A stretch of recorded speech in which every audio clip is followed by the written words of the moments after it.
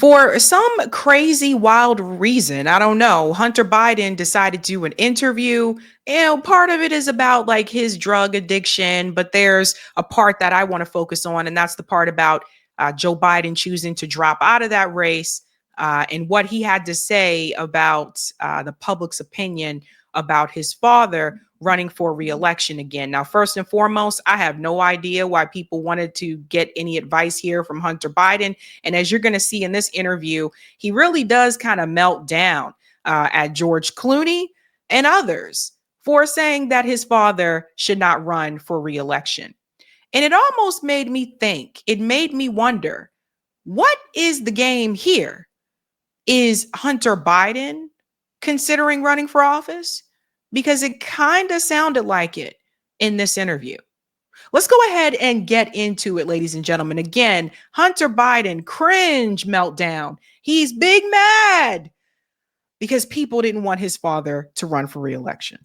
At any given time, have you been like at a rope line for the president or anything like that? Anyway, what happens is that you go to, people come to take pictures, and usually before or after an event, the president will line up, people will come, and they'll take a picture with him, and he'll say hello. And there's a person that stands next to the president, and they say, Mr. President, George Clooney and Julia Roberts.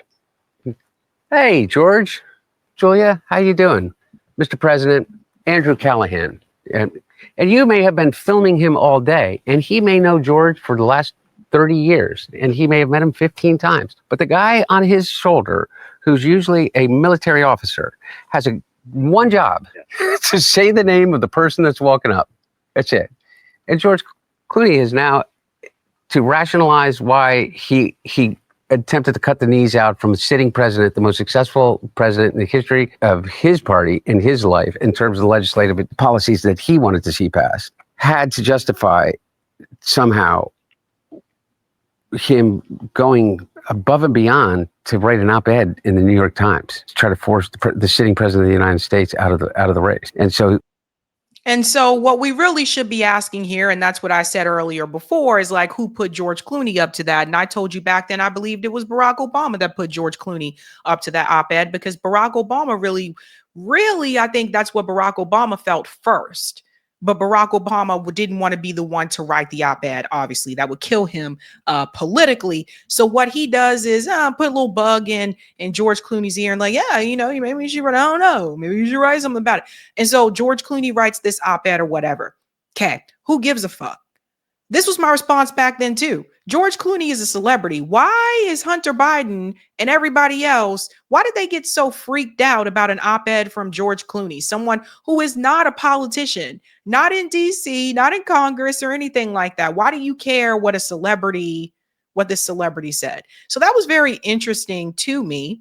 But Hunter Biden here is obviously very pissed at George Clooney. How dare you, George? How dare you turn against the family? He makes up this story about how the president had to be introduced to him. Oh, like he didn't recognize George Clooney? Exactly. Because of like dementia or something? Oh, I don't know. Well, that's the implication, right? Yeah. Like he's forgetting things. Yeah. And by the way, I remember this story is that George Clooney wasn't going to show up to that fundraiser, and he was bitching to the White House staff and to the people, the senior staff, is that he was so angry that the president would criticize the arrest warrant that was executed for Netanyahu. And the president, when asked, said, would they arrest Netanyahu if he came to the United States? And he said he would not have the authority, nor would he do that. And I guess George Clooney's wife was the principal architect of that arrest, of that warrant for Netanyahu. And I don't judge that in one way or another, whether it was the right thing or not. He was very, very angry that my dad did not, I guess, pay homage to her or something. I understand, defending your wife or something, but I mean, I saw the text messages that he wrote, reams of text messages, like, how dare he do that? And he kept promising that he was going to embarrass the president and pull out of the fundraiser. Before we continue. Look, bruh, everybody knew that your father was not fit to run for re-election. It happens. He was getting older. People get older. And instead of just admitting, you know what, I think it's time for me to sit it out, he had to be backed into a corner in order to do so. And as we found out later on, it was Nancy Pelosi, it was Barack Obama, Hakeem Jeffries, and others, a part of Democrat leadership that went to Joe Biden earlier on to convince him to step aside, and he didn't want to.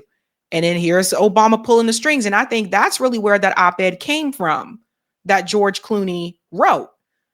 So Hunter Biden in this interview is just as delusional as Joe Biden was at the time when he was in office, when he wanted to continue running for president. We all saw what was in front of us, regardless of what George Clooney wrote. We all saw Joe Biden was starting to fall apart during the 2020 Democratic presidential primary debates. We saw him falling apart then when he was talking about put the kids in front of record players and let them listen, which had nothing to do with the conversation at that time.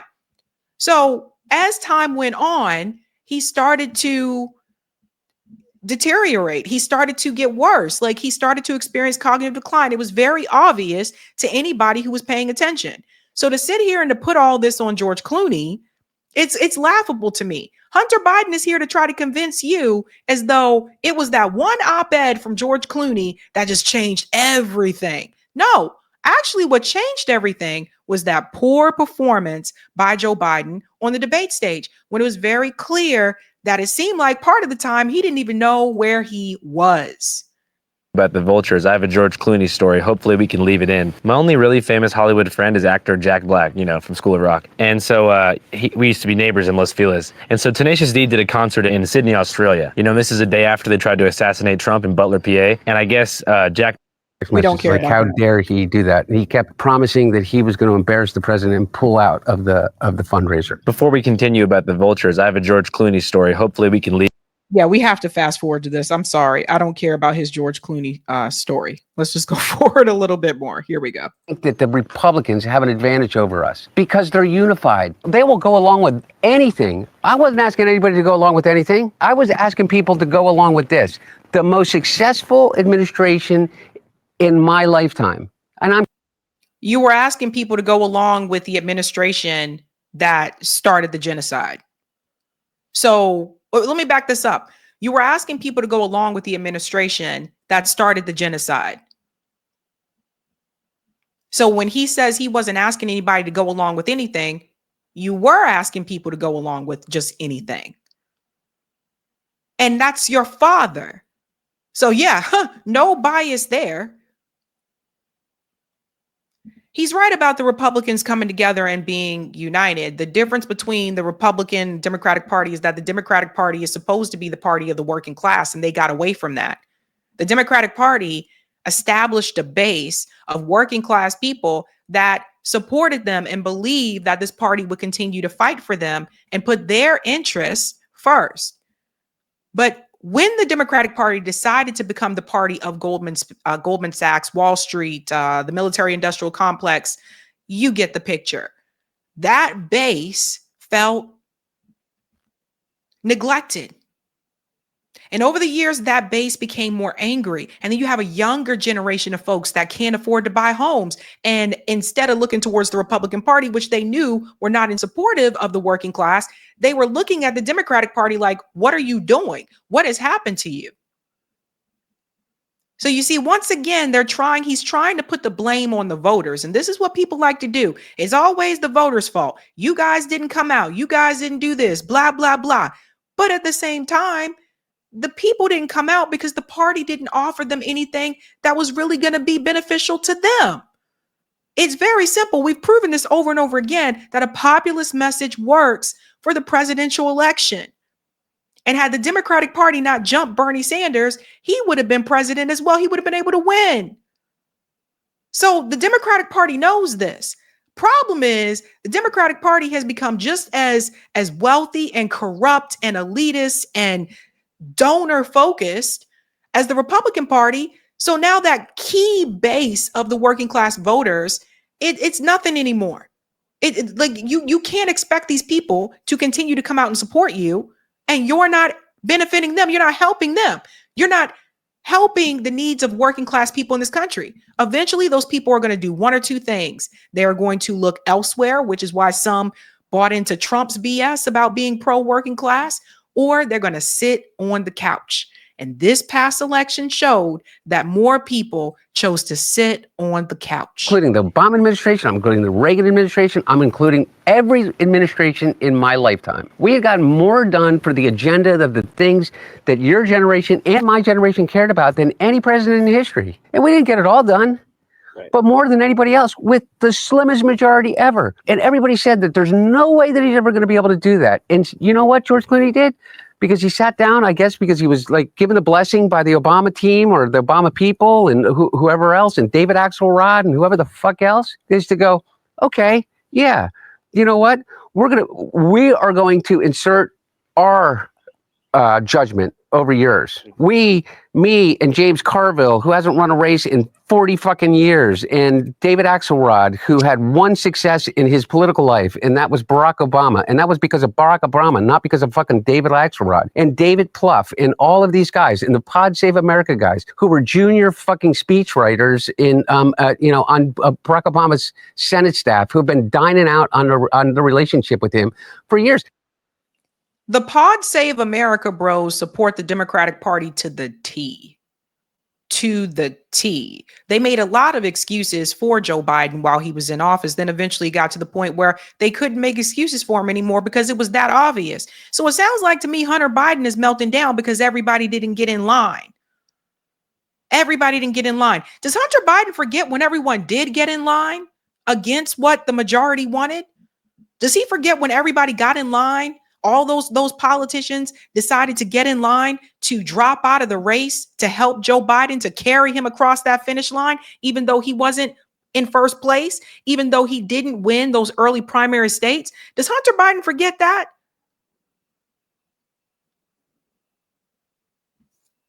All of the candidates that dropped out to help Joe Biden. So this idea that people just have to get in line to help your daddy, who's bailed you out of many of things, the corrupt pair, the corrupt Ukraine Burisma pair, Hunter and Joe, so that your daddy could keep his seat in the White House. And for what? You see, this is an embarrassment. I think that Joe Biden and Hunter Biden, the Biden family, and I think Kamala too, even though she wouldn't admit this, I think they're embarrassed. I think they're embarrassed that it came to this. I think they're embarrassed that we're talking about getting in line. Joe Biden didn't get in line for Kamala Harris. You didn't see Joe Biden on the campaign trail for Kamala Harris. No, you didn't. That was another thing. So it's like they say the party needs to get in line, but what they really mean is you need to get in line for the person that I tell you to get in line for. Crazy stuff, man. Making millions of dollars. The Anita Dunns of the world, who's made $40, $50 million off the Democratic Party.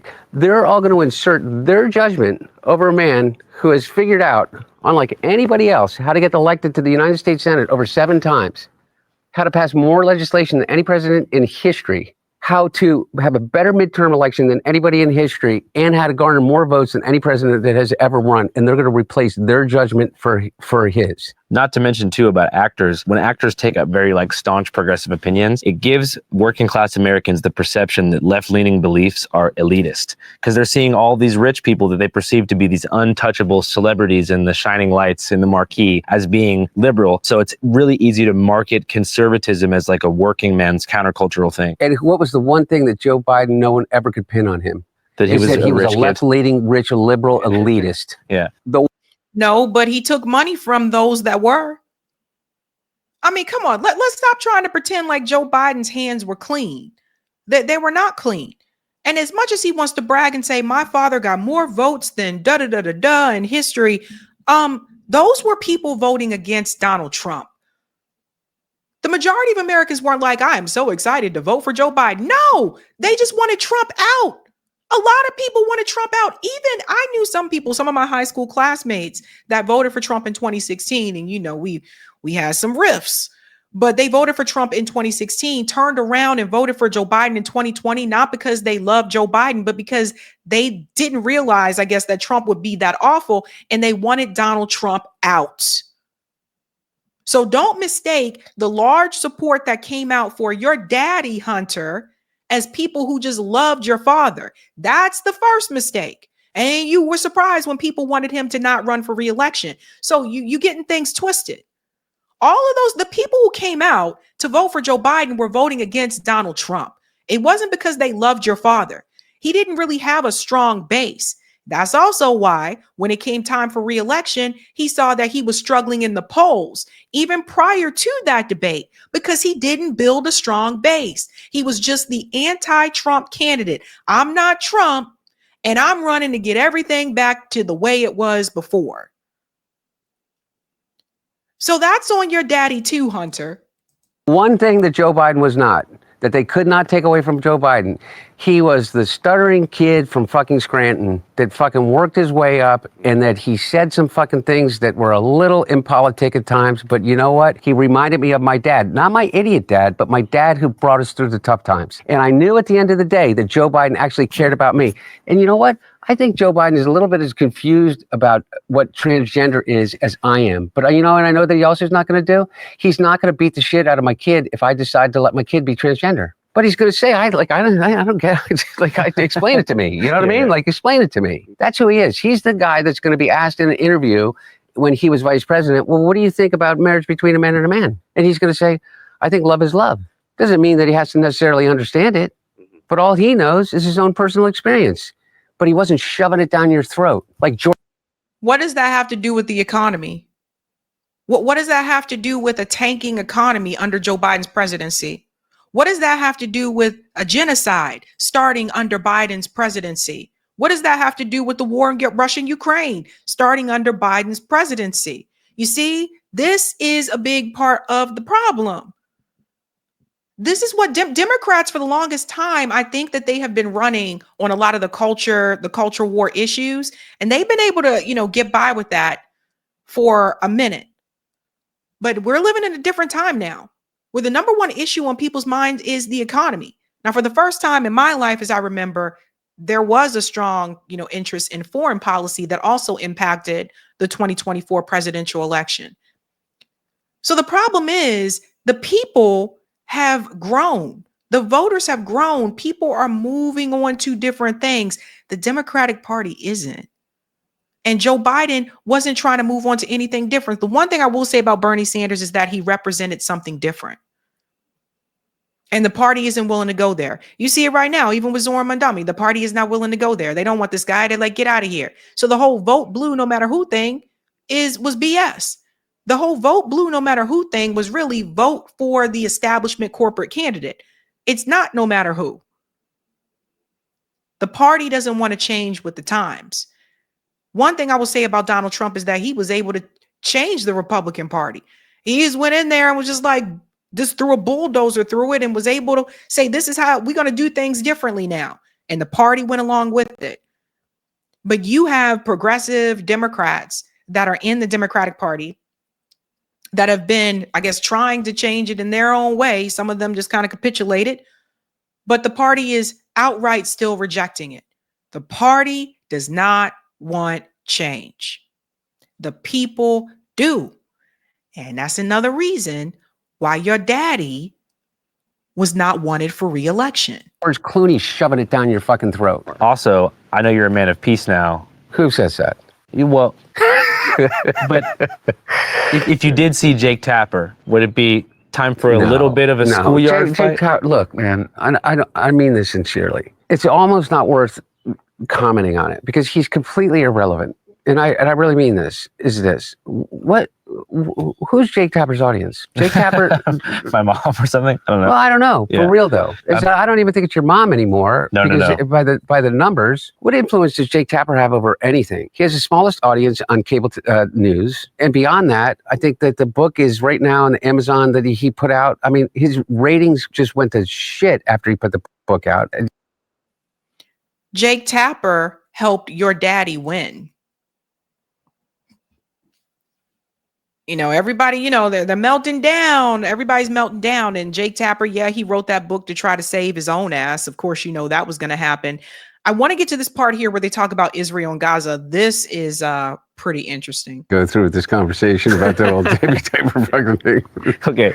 Do you see our involvement in the Middle East as something that should be limited or increased? I definitely think it should be limited. It's really interesting is that, you know, I am a firm believer in the right of the state of Israel to exist, but I'm also a firm believer in the right of the state of Palestine to exist. And so I sit here and I believe in a two-state solution. And So this is a bluff, right? So I told you guys, like, the two-state solution is the accepted PR statement to make, right? So they're allowed to say two-state solution because it doesn't give any type of, jab towards Israel, right? So it's like, oh, look, I'm being fair, two-state solution. But the reality is that these people were pushed off of their land. And what you should be calling for is equal rights for all under one state.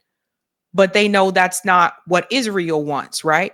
So the standard PR message that you will hear coming out is, oh, I think that, there should be a Palestinian state and I think there should be a two-state solution. They have been talking about a two-state solution since I was a kid. It is old, but it's the accepted PR statement. That's why they all give it. You can get by with that, right? Now, he says we should have less involvement in the Middle East. This is the exact opposite of what his father said. And this is what makes me wonder, is Hunter Biden considering trying to run for some type of position? The fact that they get into the foreign policy is really weird because looking at him, he has some of Joe Biden's mannerisms too, which just it's eerie to me. He kind of sounds like him in some ways with like his voice. But it almost seems like this interview was a way for him to say to people, listen, I'm clean now. Yes, I had a drug problem, but now he's getting to how he would do things a little bit differently. And that's why I wonder if Hunter Biden is considering running for office. My response to that would be hell's no. Hunter Biden does not belong in any political office. We don't need no more damn political dynasties, no more Bushes, no more Clintons, no more Bidens. I'm done with stop the political dynasties. None of that. None of that. Also, Hunter Biden is corrupt.